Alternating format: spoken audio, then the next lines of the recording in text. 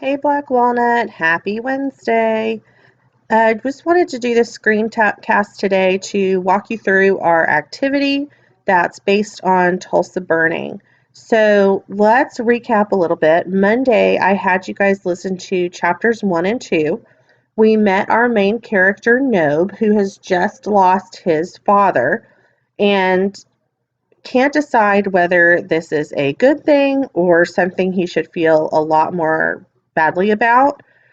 So, as we keep going through the story, Nob finds out from his mom that they are going to have to leave the farm that he grew up on to move into town in Wekiwa, Oklahoma, with Sheriff Leonard, who, as we get through just the first two chapters, we decide is cruel and horrific and enter all the bad adjectives. So, we also find out as he is packing his things to go to Wekiwa, he doesn't have a lot of possessions, but he explains to us these keys that he finds on the back of his shelf and how he came to get the keys, why he used them, and he does something after his story um, that made me think about what we talked about for Don Quixote, which was, do his intentions justify his actions?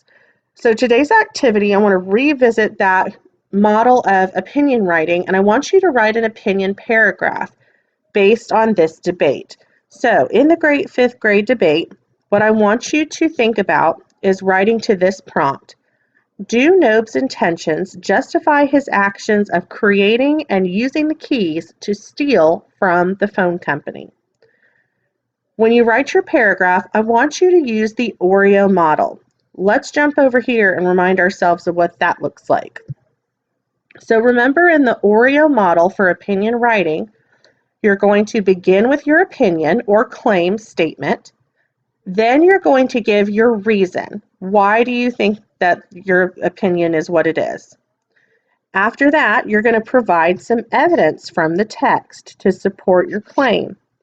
And finally, you're going to close your paragraph with your opinion again, just a restated version to reiterate to the reader what your feelings are.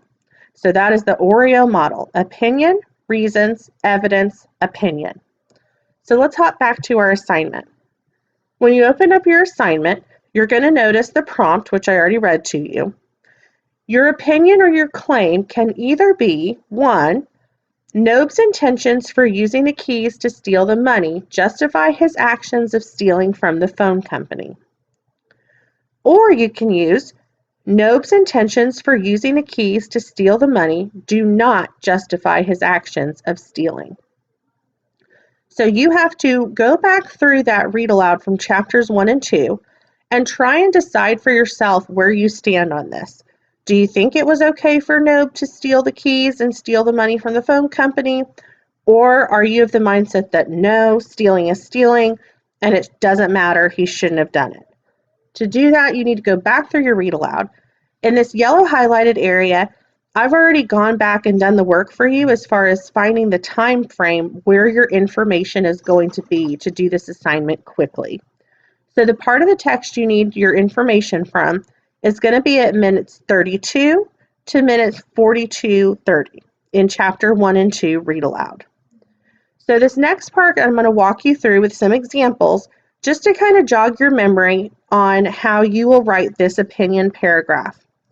On Monday, I had us do a characterization activity where we were trying to determine some character traits based on 4 components, and those components were dialogue, thoughts, feelings, and actions. From what I saw when you turned this in, you guys did a really good job distinguishing what those were.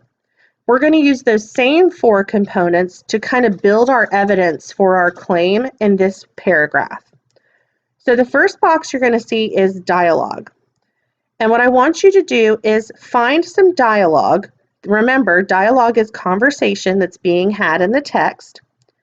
Find some dialogue where they are talking about Nob making the keys. So hop over here to my comment. My example was at minute 41:30, Ma says, so when it says Ma says, that means there's some dialogue.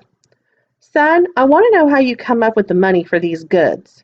And Nob replies, "What difference does it make how I done it? It's done, and I don't see as to how I got to talk about it."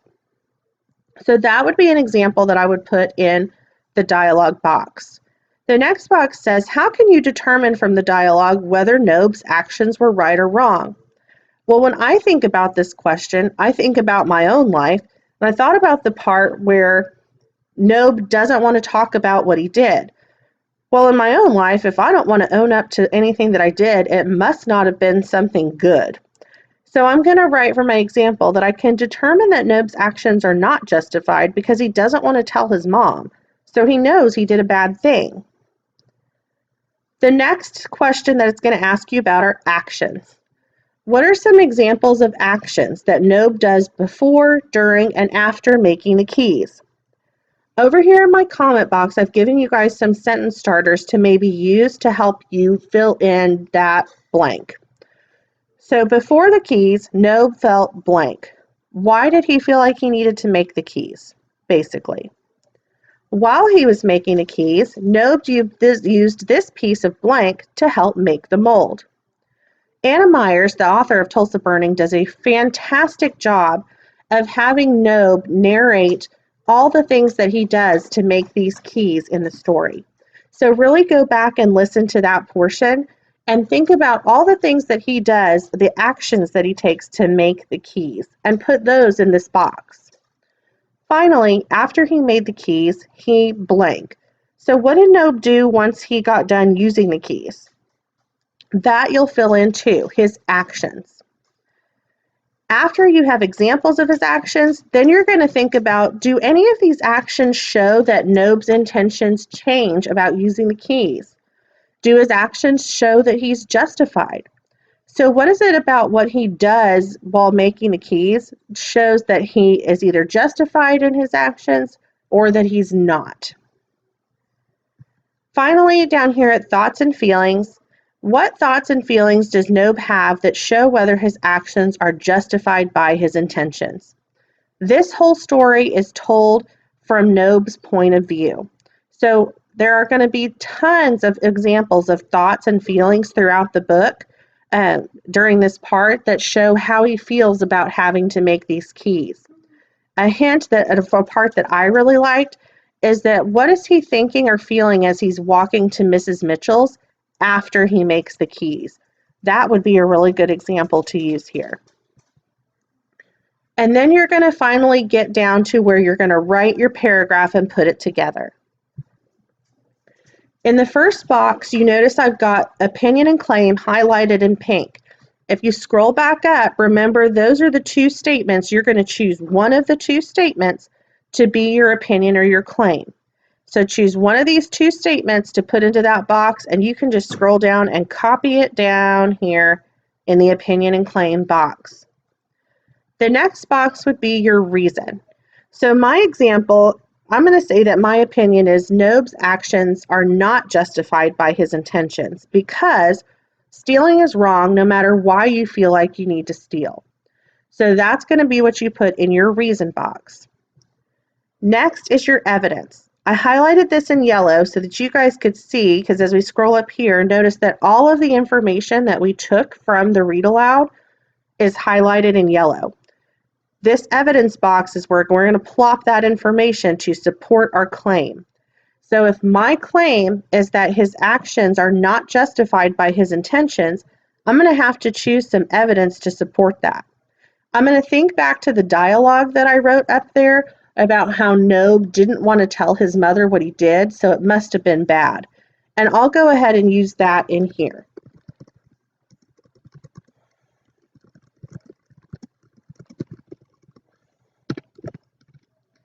So Nob didn't want to tell his mother how he got the money for the food. And I'll go ahead and put the timestamp too, just so that shows the reader exactly where they can find that evidence. And I believe I said it was in 4130.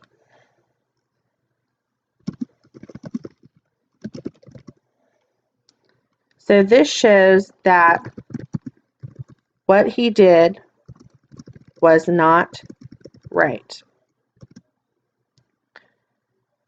And then I could also add some more evidence, maybe some thoughts and feelings, what I was talking about, how he was feeling on the way to Mrs. Mitchell's house afterwards.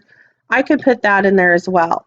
The more evidence you have to support your claim, the better your claim is going to be.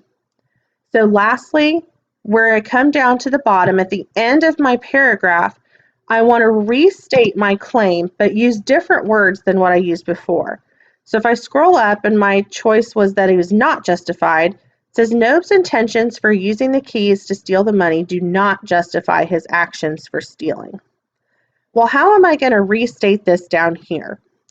I could use a restatement and a should have statement. Remember those? So let me think. I think I'm going to put